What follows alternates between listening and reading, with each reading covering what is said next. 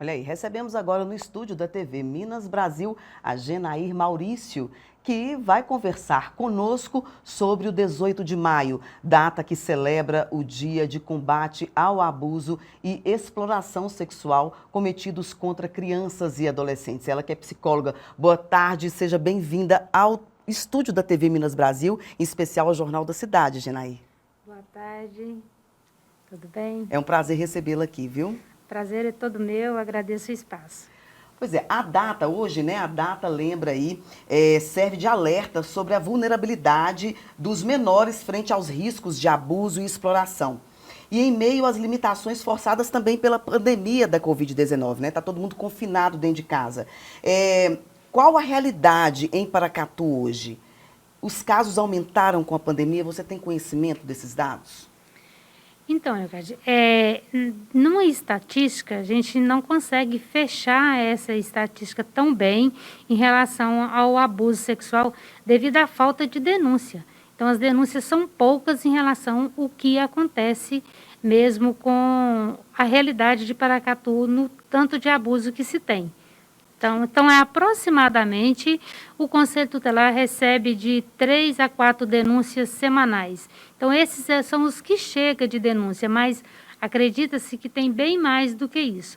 Após uma campanha, todo ano que se é feita, as denúncias chegam muito mais, então os casos vão se aparecendo. Essa campanha, Genair, ela é intensificada nesse mês de maio, é isso? Sim, o mês de maio é o mês laranja, né, que trabalhamos o combate e o enfrentamento ao abuso e exploração sexual. Todo ano fazemos essa campanha. E o Conselho Tutelar, ele não pode atuar se não houver denúncia? O Conselho Tutelar é um órgão garantidor de direitos, mas ele trabalha com as denúncias. Assim que chega a denúncia, ele vai para fazer a verificação. Então, é necessário que a população tome consciência de que denunciar é muito importante. Estar fazendo uma denúncia é estar salvando vidas. Sim, com certeza. Então, pode denunciar. Precisa, Deve, né? deve muito. Genair, fale um pouco sobre a atuação do psicólogo no processo de auxílio a essa criança que é vítima desse tipo de violência. Então, Leocádia, o que acontece? O psicólogo, ele é aquele profissional que quando começa a ter alguma dificuldade, as famílias procuram o psicólogo. Os outros profissionais, colegas, encaminham também para o psicólogo. Como que o psicólogo pode estar atuando com a criança vítima de abuso sexual? Primeiro, um acolhimento bem humanizado, porque essa criança vem cheia de traumas devido ao abuso, é conseguir ver para além da fala da criança, observar muito o lúdico dela, para evitar ao máximo levar novamente o assunto ao abuso, né? Porque aí estaria fazendo a criança ser vítima novamente. Reviver, né? Reviver essa história que tanto machucou. Então, tratar dentro do lúdico, trabalhar dentro da limitação da criança para que ela vá liberando material a ser trabalhado com ela. Agora, é importante ensinar as crianças desde cedo sobre proteger, como ela deve se proteger, né? Proteger o seu corpo. Como que deve ser isso? Por exemplo, abraços e beijos não devem ser forçados, mesmo por familiares, pessoas conhecidas. Não é mesmo? Não é importante, assim, orientar as crianças de alguma forma, através até mesmo das campanhas, né? Sim, a criança, ela deve ser orientada desde pequena, desde a primeira infância mesmo, né? Aonde é que se pode ser tocada e aonde não pode ser tocada, né? Tem várias campanhas aí que destaca para a criança as partes do corpo que pode ser tocadas, que não pode, onde que a criança, por quem a criança pode ser acariciada, né? Que tipo que é de carícia, o que vem de carinho e o que vem de maldade por parte de um adulto. Porque a gente tem que considerar que os abusos, eles são muito mais intrafamiliar do que extra. Então, ali pode ter um pai ou um tio que a criança entende como um carinho, como um agrado do que ele está fazendo e ele está abusando. Então, precisa de ficar bem claro para a criança o que é carinho e o que deixou de ser carinho. O que é carinho? Aquilo que é bom e que deixa a criança confortável e feliz. né? O que não é carinho? Aquilo que incomoda a criança. A criança ou adolescente sentiu incomodado com um carinho excessivo, aí já é abuso. Assim, como identificar, por exemplo, às vezes a criança tem receio, tem medo de falar. Como identificar algum sinal, algum jeito da criança pode ajudar as pessoas que estão de fora, né? Porque muitas vezes ela não vai falar com o familiar, o padrasto, ou o pai, ou o tio está cometendo essa violência com ela tem medo de contar para a mãe. Então, como que a pessoa de fora, de repente, pode identificar através do comportamento dessa criança? Sim. A criança ou adolescente que é vítima de abuso sexual, ela muda de comportamento.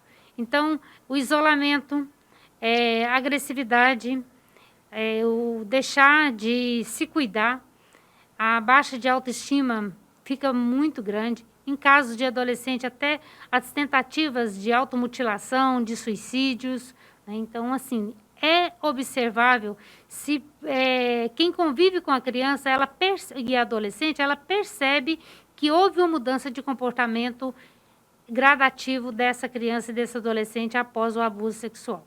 Pela sua experiência profissional, o que você teria a dizer, por exemplo, do que você já percebeu, de como que é a recuperação de uma criança? Você já viveu isso na pele quando você viu uma criança passar por isso? Você trabalha com isso, né? Então, assim, você podia explicar para a gente qual foi o seu sentimento, como que você ajudou essa criança? Um exemplo de alguém que você tem ajudado, aqui mesmo em Paracatu. Então, né, o sentimento do profissional quando ele, e não só do psicólogo, quando eu coloco do profissional, nós temos profissionais da odontologia, por exemplo, que atende uma criança e consegue detectar um abuso sexual, né? E o psicólogo, né, quando ele está atuando com uma criança e adolescente vítima de abuso sexual, o primeiro impacto da gente é de uma tristeza, é de uma revolta, então vem vários sentimentos. Mas como nós profissionais precisamos de trabalhar com uma realidade, e a realidade da criança e adolescente que foi vítima de abuso é de necessidade de ajuda, então a gente precisa ajudar, auxiliar aquela criança e aquele adolescente o máximo que puder, né? E as sequelas, né, dos traumas que foram adquiridos através de um abuso, elas são irreparáveis, né? O abusador, né, como não tem escrito quem é o abusador, então nós estamos com uma matéria aí no ar, então algum abusador pode, por aventura, estar ouvindo, né, estar vendo a gente. É muito importante que tenha consciência de que, uma vez que se fez uma vítima para a vida toda. Essas sequelas as pessoas levam para a vida toda. Há o tratamento para amenizar a situação, tentar fazer uma superação de traumas adquiridos, mas são sequelas que as pessoas vão revivendo ao longo da vida.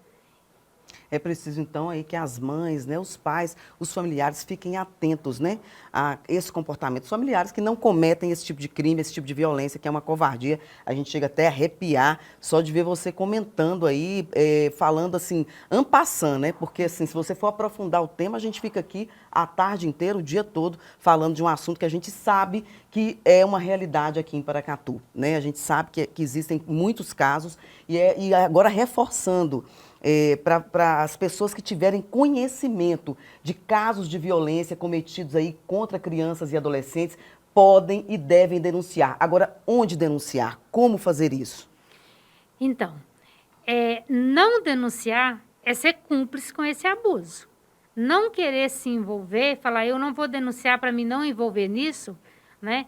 É ser cúmplice, é estar deixando que uma vítima se torne cada dia mais sofrida na mão daquele abusador. Onde que nós vamos denunciar?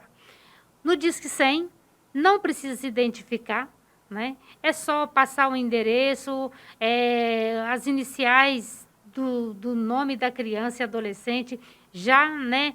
Já vai uma equipe ali fazer uma visita. O Conselho Tutelar.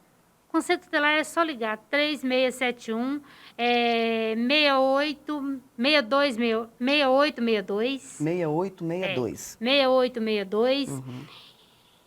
Até o 190.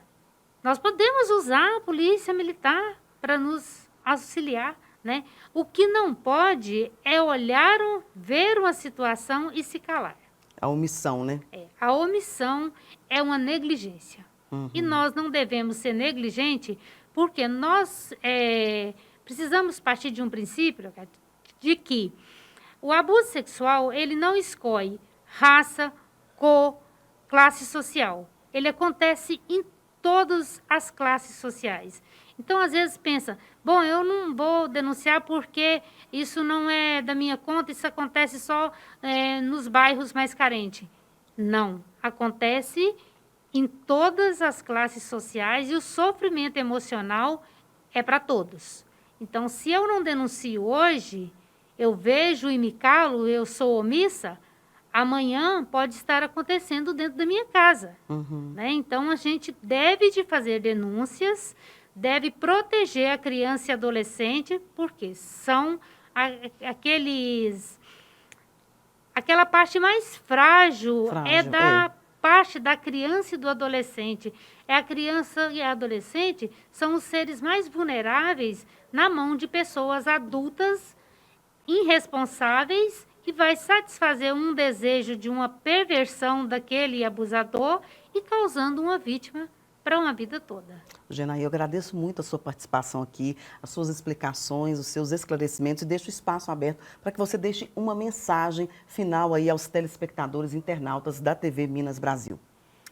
Então, eu que agradeço, né? Muito obrigado pelo espaço. E, né, diante do que nós conversamos aqui, a mensagem que eu quero deixar é: não deixe para amanhã para fazer uma denúncia diante de uma suspeita de abuso sexual. A hora de fazer a denúncia é agora. Não deixe para depois. Não perca coragem. Aproveite que ganhou coragem de fazer a denúncia e faça ela imediatamente. Disque 100. Disque 100, disque no Conselho Tutelar, disque 190. Procure ajuda. Procurou ajuda, com certeza vai encontrar. Ok, muito obrigada mais uma vez.